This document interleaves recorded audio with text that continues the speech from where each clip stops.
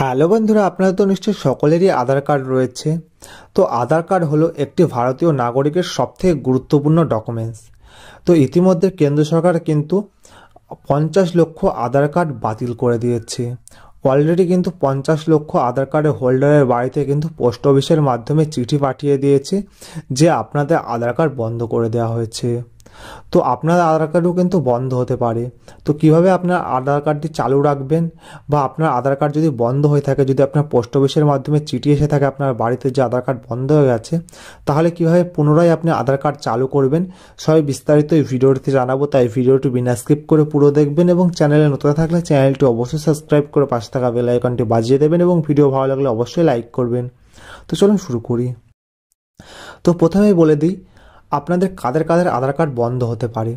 তো যারা গত 10 বছরে আধার কার্ড কোনো আপডেট করেননি, তাদের কিন্তু আধার কার্ড বন্ধ হতে পারে। আধার কার্ড বন্ধ হয়ে গেলে কিন্তু আপনি ব্যাংকের সাথে কোনো রকম ট্রানজ্যাকশন করতে পারবেন না, বা কোনো গুরুত্বপূর্ণ ডকুমেন্টস কিন্তু আপনি আধার কার্ডের মাধ্যমে ব্যবহার করতে পারবেন না, বা রেশনের মাধ্যমে রেশন তুলতে পারবেন না। তো এই কাজগুলো কিন্তু করতে পারবেন না। আধার কার্ড যেহেতু খুবই গুরুত্বপূর্ণ একটি ডকুমেন্টস, সবথেকে মেন ডকুমেন্টস বর্তমানে ভারতের, সেই জন্য আধার কার্ড থাকা কিন্তু প্রত্যেক নাগরিকের খুবই দরকারি জিনিস। তো আধার কার্ড, তো যদি আপনি গত 10 বছরে যদি আপডেট না করে থাকেন, তাহলে কিন্তু অতি অবশ্যই কিন্তু আপনার আধার কার্ডটি আপডেট করে নিন, বা মোবাইল নাম্বার সঙ্গে লিঙ্ক করে নিন। তাহলে কিন্তু আপনার আধার কার্ড কোনোদিন বন্ধ হবে না। আর যদি আপনার আধার কার্ড বন্ধ হয়ে থাকে, বা আপনার পোস্ট অফিসের মাধ্যমে যদি আপনার কাছে চিঠি এসে থাকে যে আপনার আধার কার্ড বন্ধ হয়ে গেছে, তো আপনি কি করবেন? তো তখন কিন্তু আপনার নিকটবর্তী যে আধার কেন্দ্র রয়েছে, আধার কার্ডের যে সংশোধন কেন্দ্র, তো সেই নিকটবর্তী আধার কার্ড সংশোধন কেন্দ্রে যোগাযোগ করবেন।